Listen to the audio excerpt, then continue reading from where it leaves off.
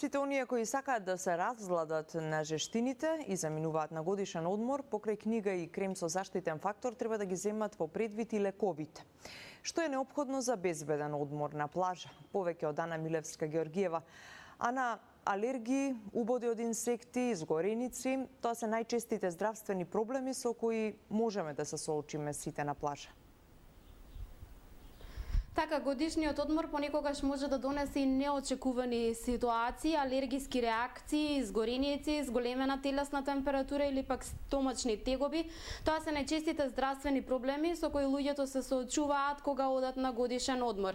Некои лекарства е неопходно да ги понесете со себе, а кои се тие лекови? На оваа тема разговарам со доктор Лилија Чолакова-Дервишова, матичен лекар, председател на Сдруженијето на приватни лекари. Добре дојдовте во Дневникот на Канал 5. Еве, на почеток да ни објасните, да ни кажете кои се оние лекови кои што можеби ни се најнеопходни да ги понесеме со нас во таа мини аптека во нашиот НССР пред да заминеме на годишен одмор да се подготвиме.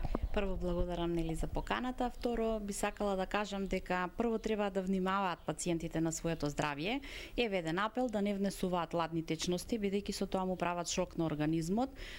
Тоа е една од препораките која што е многу важна. Друго, добро е да понесат со себе средства за рехидратација, бидејќи многу често во овие летни периоди иде до повраќање, до проливи и течни столици, каде што иде до состојба кога дехидрираат. Такви има во аптеките и можат без употреба, без препорака или и рецепта или било што да понесат такви лекови. Друго, пожелно е да земат со себе средства за противалергиски состојби, кога може да се јави алергија од убот на некој инсект, на некоја медуза, каде што иде до чешење. Тоа е еден од препаратите кои што одат на рецепта и добро е да отидат кај својот матичен лекар да си подигнат таков лек.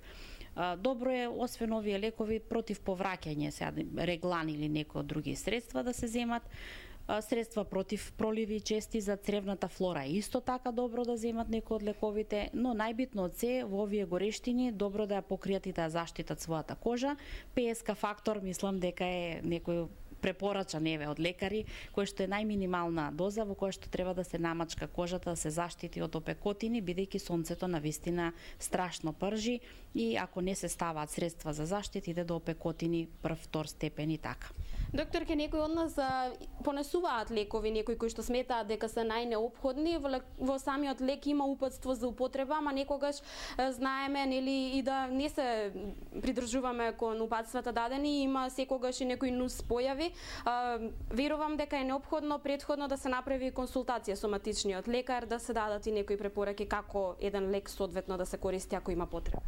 Па гледате, секој матичен лекар си го знае својот пациент. Еве уште еден апел, секој пред да оди на одмор, добро е да направи една мала консултација со својот матичен лекар, така да тој би му препорачал соодветно на болестите кои што ги има матичниот пациент, што би требало да понесе со себе, во која доза, како да го консумира. Сметам дека лекарскиот совет би му дошол добар и уште еднаш нели сите пред да одат на одмор за своето семејство да се консултираат кај својот матичен лекар за целокупната терапија која што треба да ја понесат. Ви благодарам за советите и за гостувањето во Дневникот, доктор Лилија Чолакова-Дервишова, со надеж дека нема да ни бидат потребни лекови на годишен одмор, но сепак добро е превентивно да се делува.